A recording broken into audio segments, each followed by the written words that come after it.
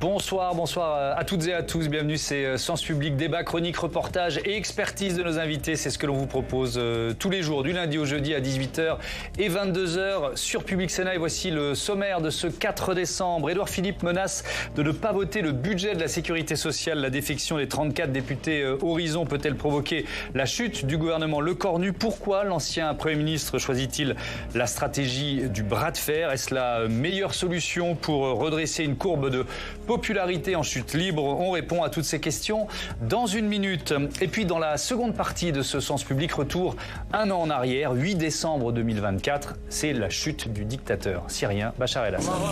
Allahu Akbar, le régime a été renversé, ainsi que la direction de la sécurité de l'État et les services de renseignement de l'armée de l'air. Dieu soit loué, nous avons triomphé contre le tyran Bachar et de ses alliés, ainsi que des Iraniens et des Russes. Nos frères de Hama, nous vous attendons, et nos frères de Homs aussi. Dieu, la Syrie, la liberté.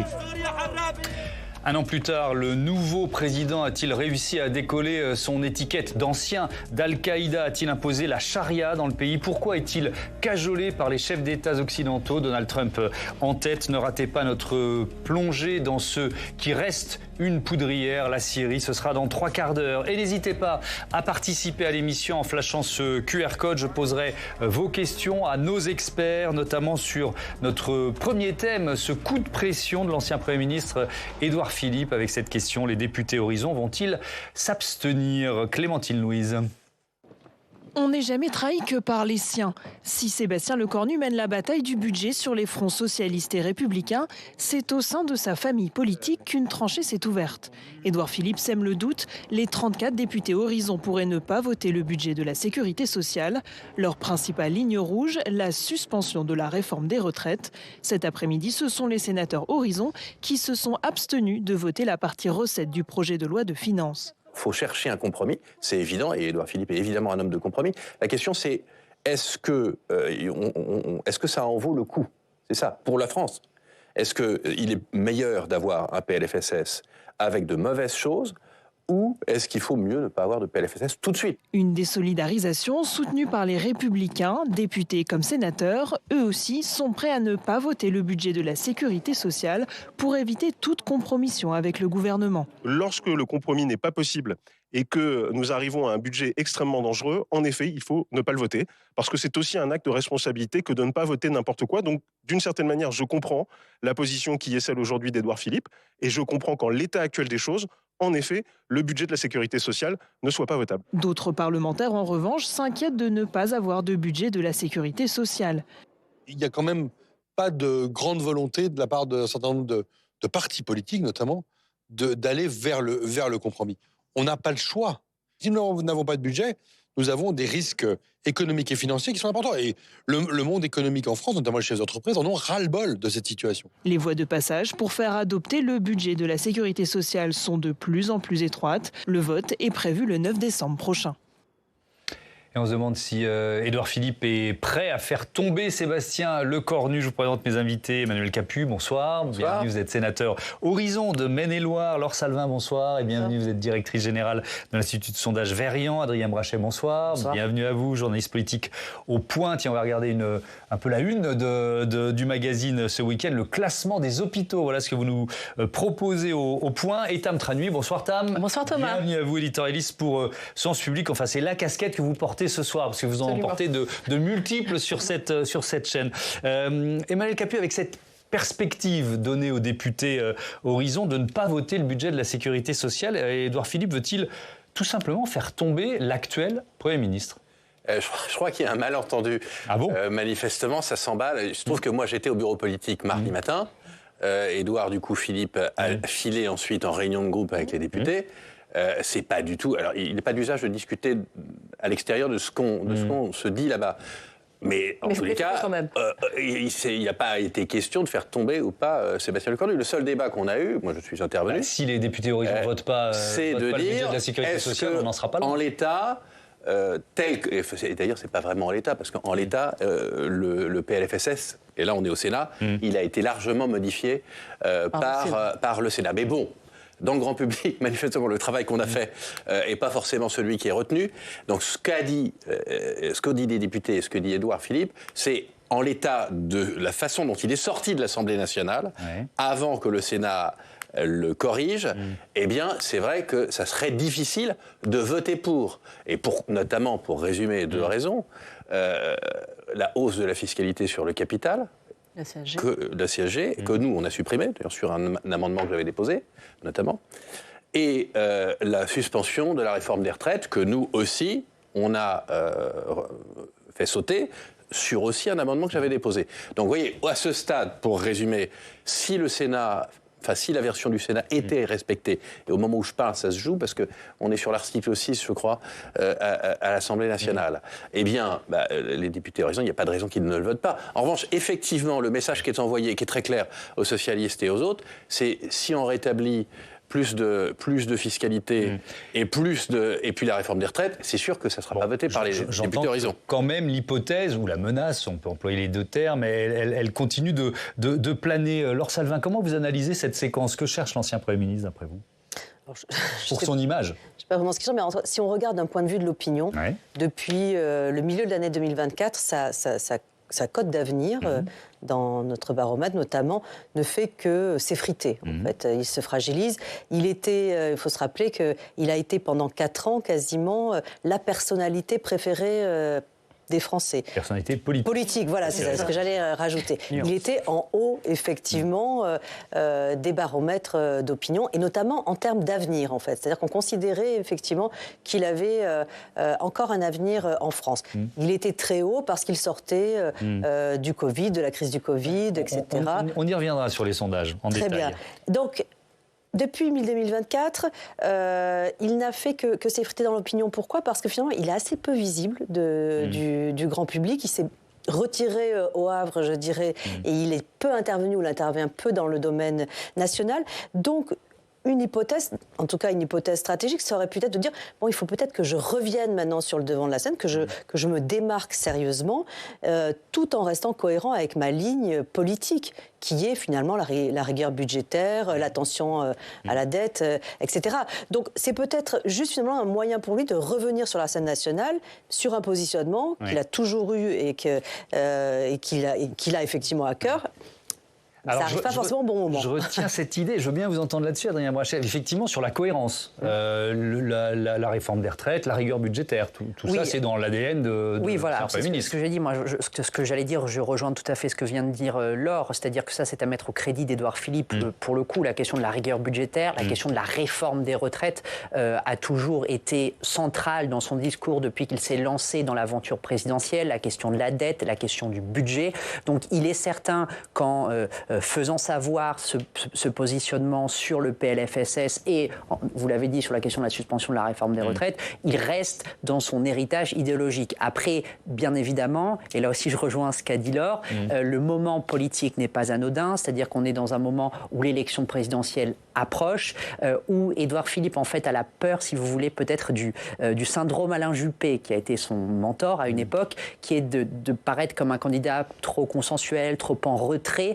Donc, il a besoin aussi d'intervenir dans le débat public et de se montrer un peu plus clivant, y compris vis-à-vis d'Emmanuel Macron. Et c'est ce qu'il a fait il y a quelques semaines avec cette idée de présidentielle anticipée. Mais c'est ce qu'il faisait aussi, en fait, dès 2024, lorsqu'il a déclaré sa candidature dans Le Point, justement. Il disait il y aura des changements systémiques, des changements majeurs. Donc, il y a cette tentative de se désolidariser d'Emmanuel Macron, ce qui est quand même très difficile lorsque vous avez été son Premier ministre. Donc c'est une stratégie à double tranchant. C'est aussi d'ailleurs la stratégie d'un autre ancien Premier ministre d'Emmanuel Macron, Gabriel Attal, qu'on va entendre tout de suite, qui était ce matin chez nos confrères d'RTL. La stratégie, ou en tout cas la menace de voir les députés Horizon ne pas voter ce budget de la sécurité sociale, ça ne plaît pas à Gabriel Attal. Les Français qui nous écoutent, qui sont dans leur voiture, qui vont au travail, ils en font tous les jours quelque part des concessions. Si tout le monde disait non à tout dès qu'on n'est pas d'accord, il y a peu d'entreprises qui tourneraient, il y a peu de familles où on continuerait à être ensemble. Par définition, je veux dire, c'est la vie. Et là, à l'Assemblée nationale, à cause de la dissolution, il n'y a plus de majorité. Et donc, si on veut avoir un budget, ce budget, quelque part, tout le monde doit y trouver quelque chose. Et est-ce que, parce qu'on n'a pas tout ce qu'on aimerait, il faut tout envoyer péter, entre guillemets, et dire, tant pis, il n'y a pas de budget. Et vous parliez du déficit et d'un objectif fixé à 20 milliards. S'il n'y a pas de budget, je crois que c'est 29 ou 30 milliards. Donc voilà, on peut se dire, finalement, puisque j'ai pas tout ce que je demande, il y aura rien. Voilà, moi, c'est pas ma ligne, c'est pas ma position. Il parle de concession, Gabriel Attal. Alors, sur quel compromis pourrait inciter les députés de votre parti à finalement voter ce budget de la sécurité sociale? Vous disiez tout à l'heure, il y a la question de la fiscalité, il y a la suspension de la réforme des retraites. Sauf que si cette suspension de la réforme des retraites disparaît, on sait ce que perd Sébastien Lecornu et donc sans doute pourquoi il sauterait. Donc, est-ce que vous êtes prêt à accepter finalement ce totem de la suspension de la réforme des retraites? Alors, d'abord, moi, je ne suis pas député. Les députés, ils sont libres. Oui, ils choisiront ce qu'ils voudront. Mais bon. Il y a effectivement 3 points majeurs, je pense, sur lesquels on est sensible. Il n'y a pas de menace, il y a juste des alertes. Le texte, il est en train d'être débattu. C'est le principe d'un débat. Il y a le déficit, qui doit être le plus faible possible de la Sécu, le travail, et donc l'absence de report de la réforme, qui a quand même été le curseur principal du mandat précédent, et ça paraît complètement invraisemblable de l'abandonner à ce stade-là, et ensuite la fiscalité. Et sur ces 3 points, évidemment, ce sont des sujets d'alerte. Donc ça ne veut pas dire que les collègues députés ne vont pas voter le PLFSS. Ça veut juste dire qu'ils ne pourront pas s'associer à un PLFSS qui, sur ces 3 points-là, les 3 cumulés en plus, poserait difficulté. Donc très concrètement, parce que on parle, ça peut aussi être simplement une abstention. Le fait de ne pas voter avec les autres. Et de l'autre côté, il y a quand même plein de monde. C'est un texte normal. Il y a les LR. Qui peuvent on a tout de suite regardé du côté des LR pour voir s'ils allaient suivre le Cornu ou pas. Et puis il y a les socialistes aussi. Et ça, pour le coup, je l'ai déjà dit sur ce plateau. Qu'est-ce que vous avez dit? Parce que c'était avec Tam, mais redites-le nous. C'était avec Tam. C'est que les socialistes, ils ont eu rendez-vous à Matignon. Les socialistes, c'est eux qui sont en train d'écrire le texte. S'ils obtiennent des concessions, le moins qu'ils puissent faire, c'est au moins de s'abstenir ou de voter le texte. Je veux dire, c'est un jeu... je dirais, de vases communicants. Ce que perd le gouvernement d'un côté, logiquement, il devrait le gagner de l'autre côté. Ce qu'il faut, c'est que ça ne se termine pas en insatisfaisant tout le monde, effectivement, parce que c'est comme ça que ça s'est passé sur le dernier texte où personne ne l'a voté. Sur la première version qui a été quasiment à l'unanimité. Si un député Elliott qui l'avait voté, Tam. Non, mais la question, c'est comment on analyse l'attitude d'Édouard Philippe, parce qu'on est encore dans une négociation possible, et donc du coup, on est dans une stratégie où on met la pression, etc. Ou est-ce qu'on est dans un vrai signal politique où vous voulez vraiment rester droit dans vos bottes par rapport à votre argumentation de fond, par rapport à votre ADN? Et donc, moi, la question que je pose, c'est par rapport à la représentation nationale que l'on a aujourd'hui, la fragmentation de l'Assemblée, est-ce que le signal qui a été donné par les Français, ça s'adresse à vous, Laure, ça n'a pas été aussi de dire, là, on est quand même à un moment où les uns et les autres sont obligés de bâtir un compromis. Est-ce que c'est pas ça aussi que demandent les Français à travers ce vote? Le risque de procès en irresponsabilité, ça rejoint un peu ce que vous dites. Tout à fait. Et le risque d'être désigné comme le fauteur de troubles, le déclencheur de la pagaille. Effectivement, vous avez aujourd'hui une majorité de Français qui nous disent, même si le budget n'est pas parfait, c'est mieux quand même qu'on arrive c'est mieux qu'on arrive à voter un budget plutôt que on reprenne le budget de l'année dernière une loi spéciale. Qu'on ait une loi spéciale, effectivement. Et ça, je pense que c'est un point, comment dire, véritablement nouveau dans l'opinion. Enfin, vous voyez, nouveau.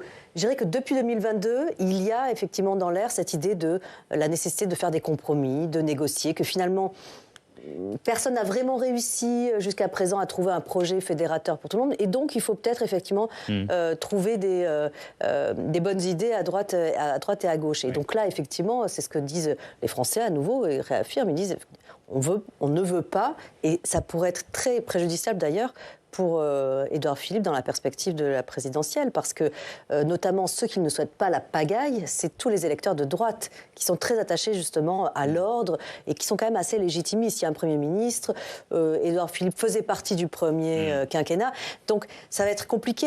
Il a quand même besoin, Édouard Philippe, des votes de droite pour sa candidature. S'il n'a que le centre, ça va être un peu compliqué. Avec plusieurs réactions, évidemment. C'était cet après-midi à l'Assemblée le Premier ministre Sébastien Lecornu qui dit le risque risque d'absence de budget et la perte de contrôle total. Et puis, la veille, c'était le premier secrétaire du Parti socialiste, Olivier Faure, qui, chez nos confrères du Parisien, disait ceci: il y a clairement un troisième ingénieur du chaos aujourd'hui, au-delà de LFI, des Insoumis et donc du Rassemblement national, c'est Édouard Philippe. Édouard Philippe, en ingénieur du chaos, Adrien Brachet, il y a quand même là, et puis je vous entends là-dessus après, Emmanuel Capu, mais un risque pour le Premier ministre de brouiller quand même son message politique, presque même son ADN politique. Pour Édouard Philippe, vous voulez dire? Oui, bien sûr. Oui, alors surtout, et c'est ce que disait Laure, vis-à-vis d'un électorat de droite ou de centre-droit qui est attaché à une certaine stabilité, notamment aussi les chefs d'entreprise, les collectivités qui veulent avoir un budget et l'avoir le plus tôt possible, donc si possible maintenant plutôt qu'en janvier ou en février.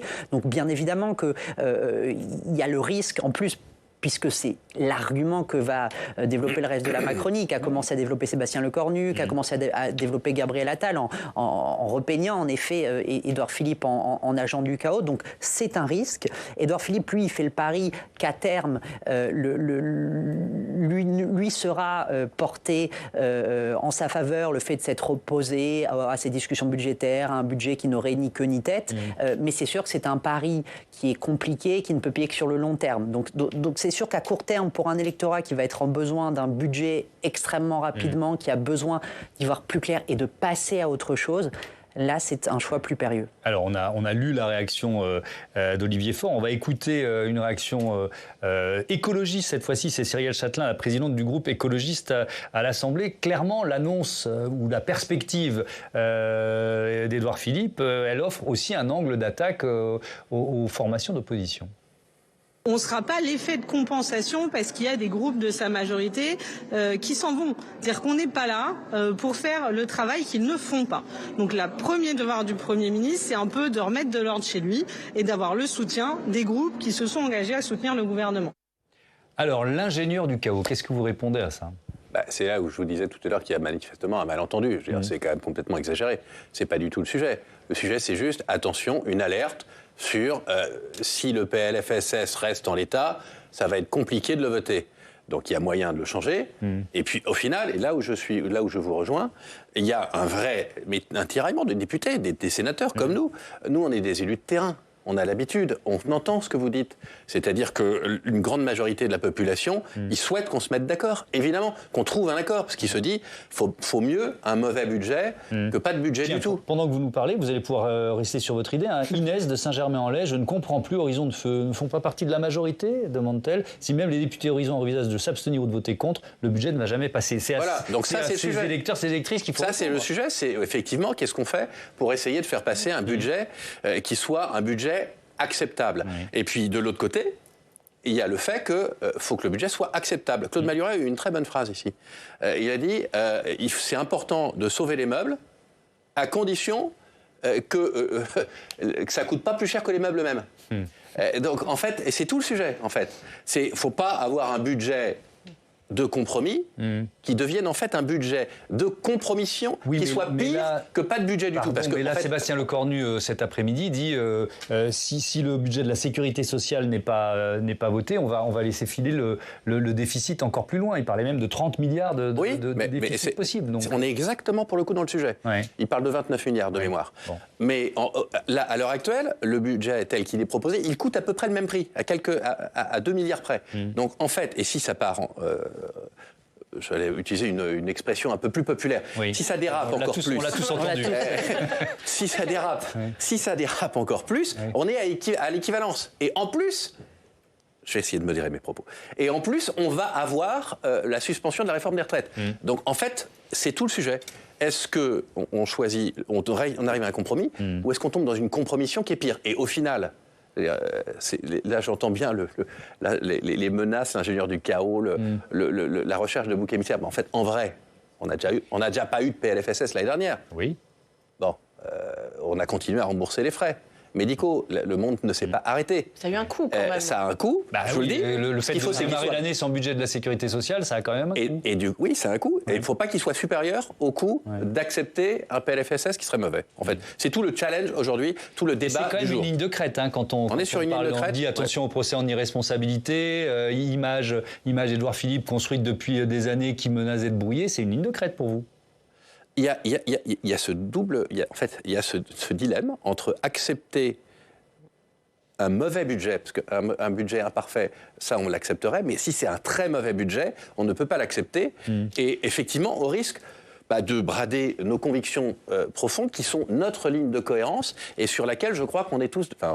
Vous avez exprimé le fait qu'Édouard Philippe est extrêmement cohérent sur ses positionnements et pas que d'hier. Mais est-ce que Sébastien Lecornu, Adrien Brachet, peut-être que Tam, vous pourrez répondre aussi, il peut rester à Matignon sans que la suspension de la réforme des retraites soit actée dans ce budget de la sécurité sociale? Ça paraît très compliqué puisque c'est le prix, c'est à ce prix-là que les socialistes n'ont pas censuré le gouvernement.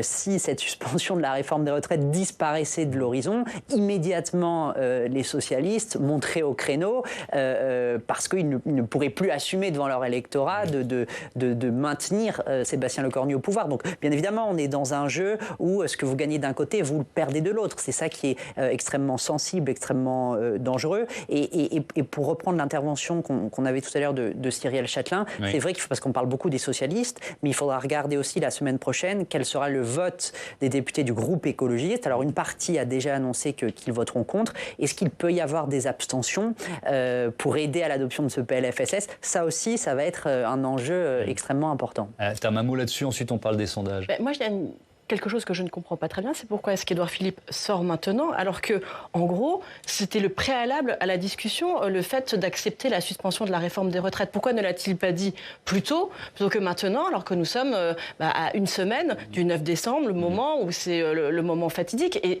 ça, pour le coup, c'est pas une donnée que les socialistes ont ajoutée en cours de discussion. Peut-être qu'il y a d'autres choses dont on peut discuter, le dégel ou le gel des pensions, etc. Mais ça, c'était quand même le point fondamental qu'il y avait dès le départ. Alors, pourquoi maintenant? Allez-y. Moi, c'est ce qui m'inquiète depuis le début. Je le dis à droite, à gauche depuis le début, dans l'hémicycle. Je suis très, très inquiet de l'atterrissage depuis le départ, avec les demandes du Parti socialiste du départ.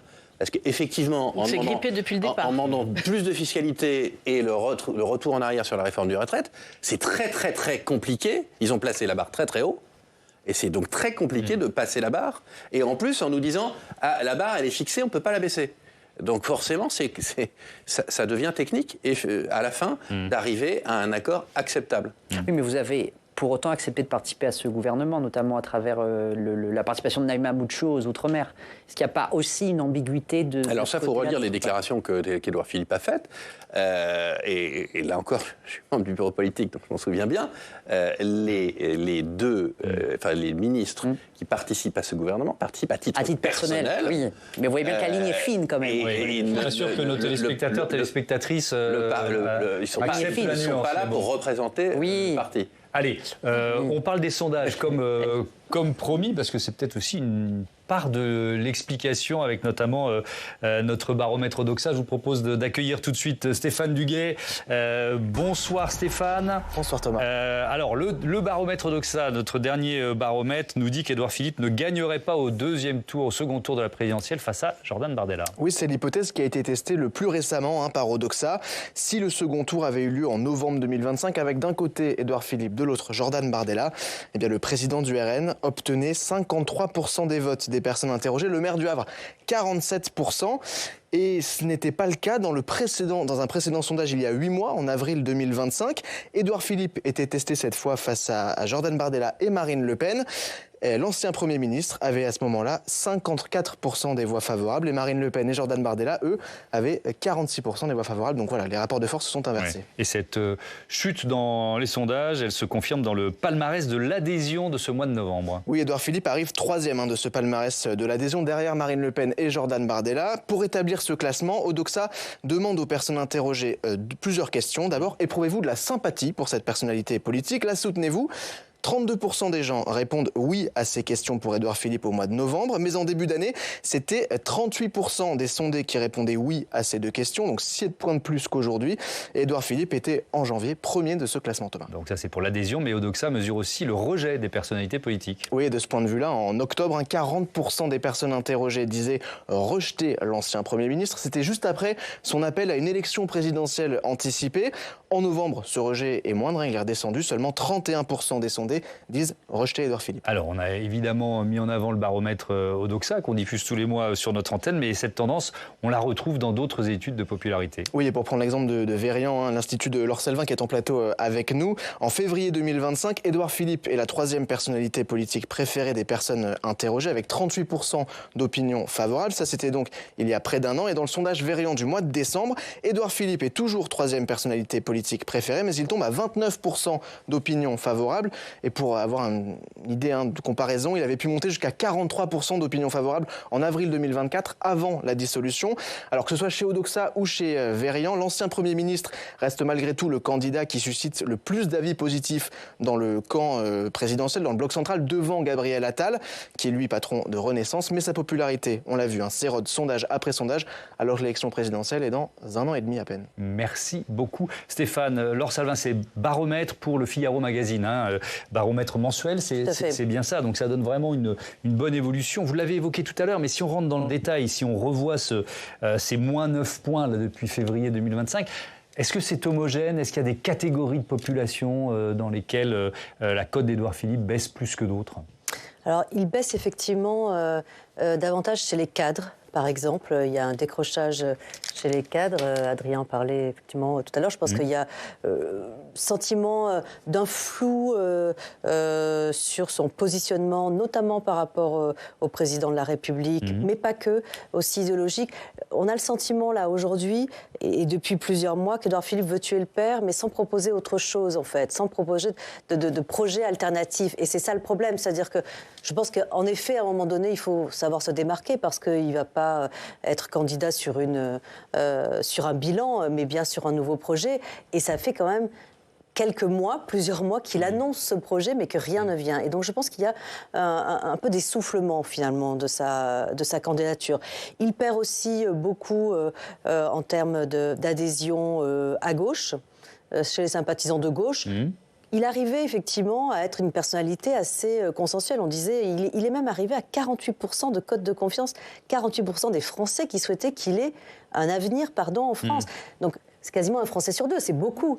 Donc il prenait beaucoup à gauche. Et puis il était aussi soutenu par environ 25% des sympathisants RN. Et aujourd'hui, les sympathisants RN ne veulent plus du tout le soutenir. Pourquoi ? Parce qu'effectivement, il a réaffirmé son ni RN ni LFI, son positionnement politique.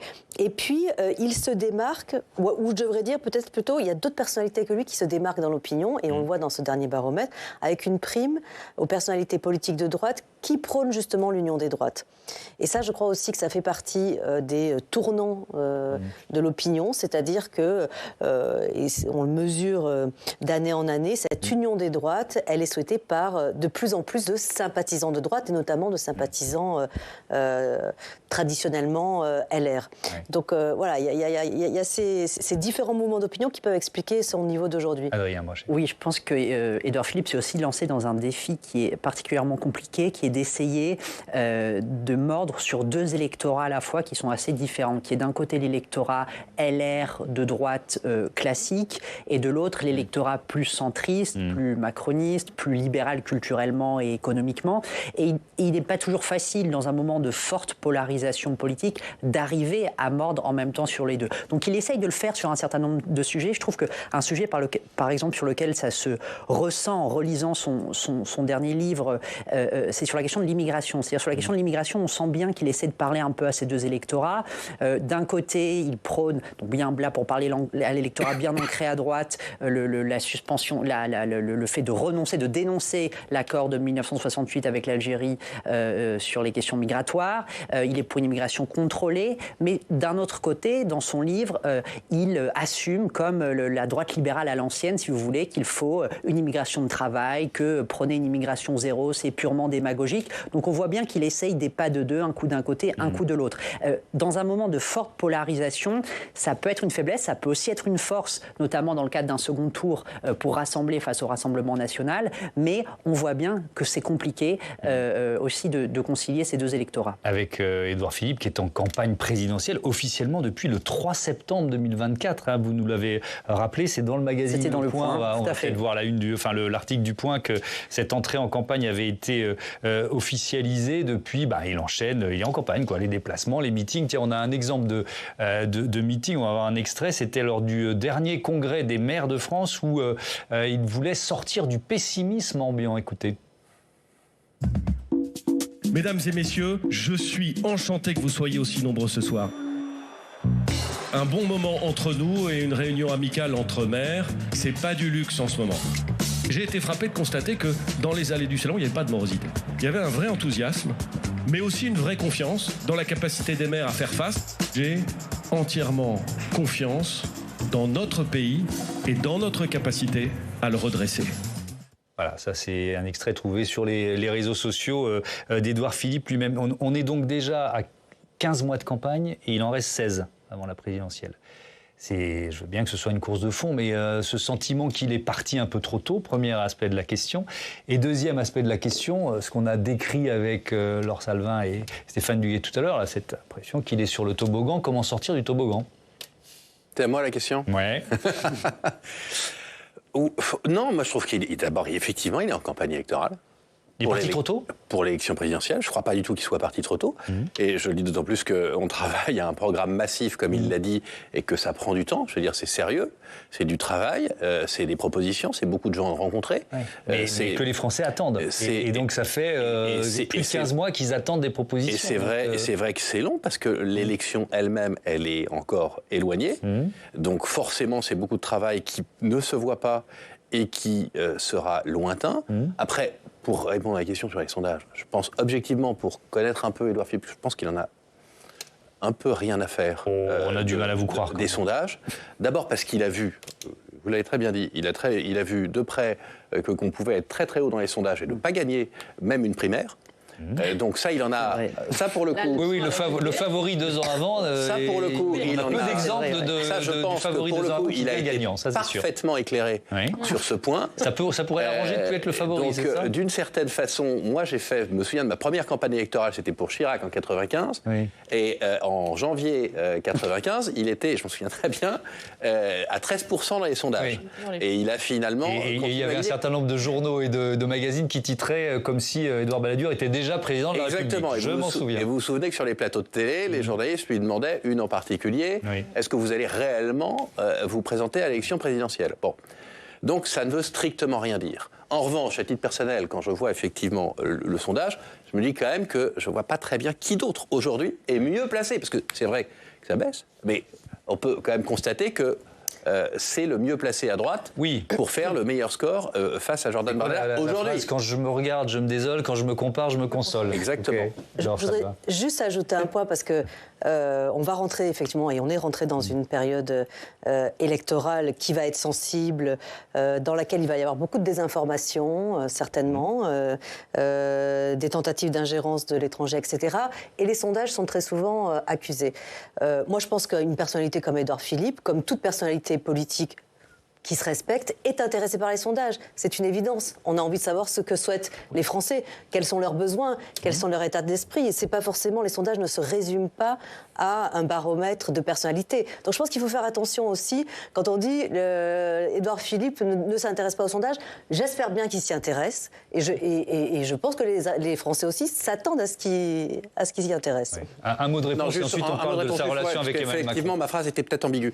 Je pense que son action n'est pas dictée par sa cote de popularité dans les sondages. Donc quand il fait une déclaration sur l'Algérie, c'est pas par rapport au sondage. Quand il fait une déclaration sur la question d'une présidentielle anticipée, c'est pas pour les sondages. Je dirais même c'est l'inverse. C'est très bien que ça va être impopulaire chez un certain nombre de ses partisans. Donc c'est ça que je voulais dire. Je veux dire que ça n'est pas la lecture des sondages qui dicte son action. Ouais. Allez, on s'intéresse aux relations d'Édouard Philippe avec le président de la République. Et évidemment, l'émancipation, elle ne date pas d'hier. Oui, l'émancipation d'Édouard Philippe, c'est même devenu un marronnier journalistique. Je ne compte plus les articles qui parlent des ambitions, de l'émancipation, de la prise de distance de l'ex-premier ministre, qui, il est vrai, avait averti avec son slogan post-Matignon. Rappelez-vous, juillet 2020, c'était d'ailleurs un départ contraint. Et ce slogan, c'était « loyal mais libre », avec une sacrée accélération ces dernières semaines sur la partie liberté, entre l'appel à la présidentielle anticipée et maintenant, donc, on l'a dit, l'idée de ne pas voter le budget de la sécurité sociale. Je vous le rappelle tout de même, le vote sur le budget, c'est se situer ou non dans la majorité, enfin dans le socle commun, ou plus exactement la plateforme de stabilité, mais vous m'avez tous compris. On ne sait plus quel mot employer. Bon, ça couvait quand même notamment depuis les législatives de 2022. Et oui, quelques mois plus tôt, automne 2021, Édouard Philippe élargit son horizon. Certes, il apporte son soutien à Emmanuel Macron à la présidentielle 2022, donc ça c'est la partie loyale, mais il crée en même temps son propre parti, Objectif 2027, donc ça c'est la partie libre. Quelques mois plus tard, on connaît tous l'histoire, Emmanuel Macron est réélu, puis arrivent les législatives. C'est alors que la Macronie, toute requinquée par la victoire présidentielle, n'accorde que des miettes à Horizon. 58 petites investitures sur les 556 du camp présidentiel. C'est ainsi que vous semez les grains qui font d'un sparring partner actuel un adversaire futur, d'autant plus gênant qu'il a réussi à constituer des groupes parlementaires et qu'il a les yeux résolument tournés vers la prochaine présidentielle. Je vous rappelle, et on l'a dit, que le maire du Havre est donc candidat à la présidentielle depuis septembre 2024 et qu'à l'époque déjà il parlait de possible présidentielle anticipée. Et s'il avait raison, tiens. C'est qu'il a parfois des dons de divination, Édouard Philippe. Regardez par exemple le documentaire Édouard, mon pote de dratte. On l'a vu imaginer 2 ans avant le Covid, avertir sur la dette. Il a parlé aussi d'une possible invasion russe. Autre phrase terriblement d'actualité, dans Impression et Lignes claires, son livre publié en 2021, coécrit avec Gilles Boyer. Comment exclure qu'un jour un président élu, ou plus probablement réélu avec un enthousiasme modéré, se trouve dans la situation d'avoir à composer avec d'autres formations politiques que la sienne pour former sa majorité. De la coalition à la cohabitation, il n'y a que peu de lettres. Bon, un Édouard Philippe clairvoyant donc sur l'avenir. Oui, mais attention à ne pas mettre la charrue avant les bœufs. Avoir les yeux braqués sur 2027 ne doit pas faire oublier toutes les étapes intermédiaires, notamment la mairie du Havre, où tout n'est pas acquis, loin de là. Or, la victoire locale est obligatoire pour la mise en orbite nationale. Et attention aussi à ne pas perdre dans son entreprise d'émancipation le camp présidentiel, un précieux réservoir de voix qui n'apprécie pas toujours les dernières sorties d'Édouard Philippe. D'ailleurs, entre maître de son destin et traître aussi, il n'y a que peu de lettres. Effectivement, tiens, une réaction... Paul-André d'Angers a joué contre le compromis budgétaire. Édouard Philippe risque-t-il de compromettre ses chances pour 2027 ? Les Français semblent en avoir marre des politiques qui ne jouent que pour leur destin. Maître ou traître ? Emmanuel Capus, c'est vrai qu'il n'y a que 2 lettres d'écart. Je n'aime pas du tout la phrase là. Non, Tam Tranui l'a très bien dit. Il a toujours été loyal et libre. Aujourd'hui, effectivement, il est plus libre que loyal peut-être. Bon. Enfin, il ne va pas être loyal. Enfin, il n'est plus Premier ministre. Il n'est plus ministre. Vous l'avez dit. On n'a pas de ministre ou des ministres à titre personnel. Il suit sa route. Il y a une élection présidentielle dans 2 ans. Il n'a pas de problème particulier. Enfin, dans moins de 2 ans maintenant même. Il n'y a pas de problème particulier avec Emmanuel Macron. Il l'a dit à plusieurs reprises. Il a même parfois, il a de la sympathie pour lui. Il a même dit parfois qu'il avait de l'affection, qu'il était parfois en accord avec lui, qu'il était parfois en désaccord. Voilà, ça fait pas de lui un traître. Ça ne fait. Alors, en tous les cas, là, c'est inacceptable comme phrase. C'est vraiment pas un traître. On est un partenaire. Ça ne veut pas dire qu'il faut. Un partenaire ou un adversaire bientôt ? Totalement. Il y a un truc qui est sûr, c'est qu'ils ne seront pas adversaires, puisque Macron ne peut pas se représenter. Il est touché par le cumul dans le temps. Revenons au point de départ de notre débat, qui est la perspective de ne pas voter le projet de loi de financement de la sécurité sociale. Voilà, c'est pas non plus... ça vous caserait dans l'opposition, d'une certaine façon. À Sébastien Lecornu. Non, mais on est dans une situation extrêmement particulière. Enfin, vous vous souvenez quand même.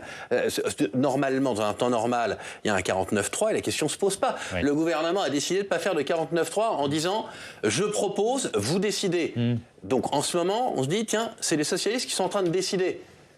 Non, nous aussi, on a notre mot à dire. Horizon a aussi son mot à dire. Il dit ce qu'il a à dire.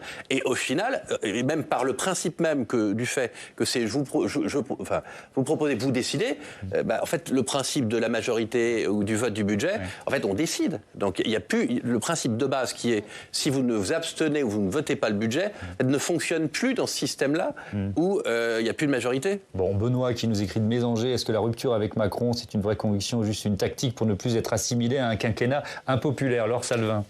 Oui, c'est pas exclu, effectivement. Il le dit lui-même, qu'il a beaucoup d'affection pour Emmanuel Macron. Mais je voudrais revenir, juste parce que je trouve qu'on a enjambé très vite ce qui va se passer dans quelques mois, les élections municipales. Ah mais oui, il y a un enjeu au Havre, on est bien d'accord. Il y a un enjeu au Havre. Il faudrait mieux la gagner, cette élection, pour Édouard Philippe. On voit mal Édouard Philippe persister dans sa candidature si, effectivement, il ne gagne pas la ville du Havre. Et je pense qu'il y a de nombreuses villes comme ça qui sont beaucoup beaucoup plus finalement fragilisées qu'elles n'y paraissent, où on a le sentiment effectivement qu'il va y avoir des réélections systématiques. C'est pas forcément le cas. On a vu effectivement que entre 2022 notamment et 2024, les 2 élections législatives, la gauche avait progressé. On avait une forte baisse de la majorité présidentielle, Renaissance, Ensemble, etc. Et puis une forte poussée aussi du RN. Donc est-ce que c'est pas aussi une stratégie d'Édouard Philippe?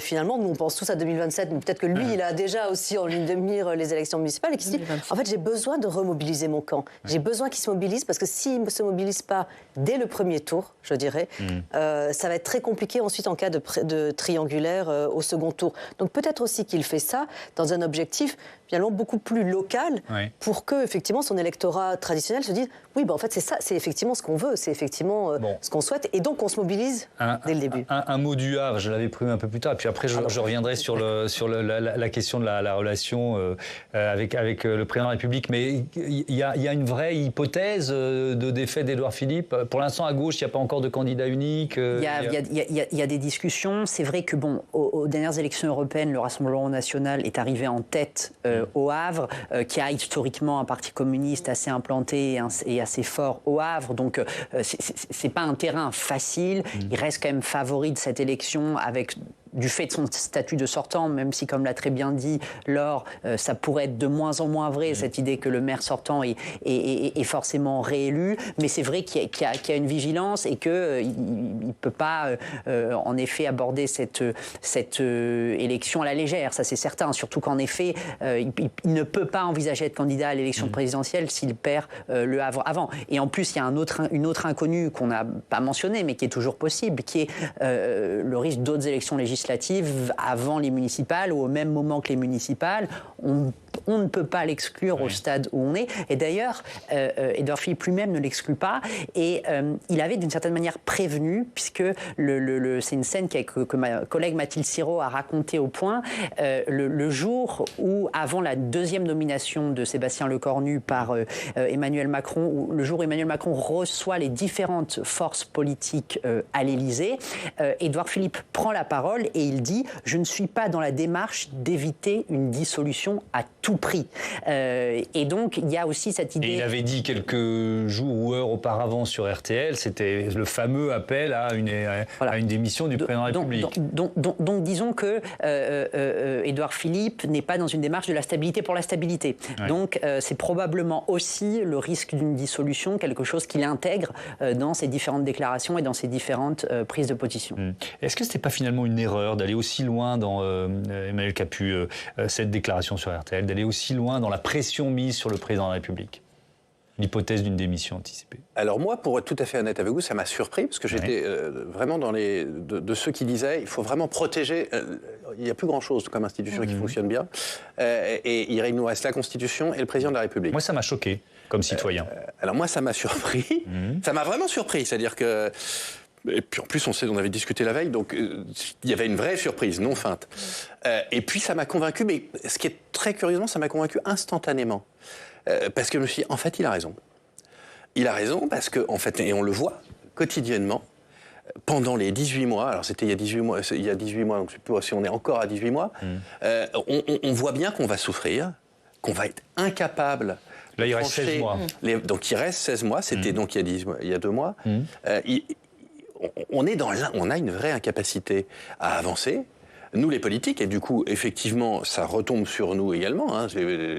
On est les premières victimes, je dirais, enfin, pas, mais c'est nous qui sommes considérés comme étant les responsables du bazar actuel.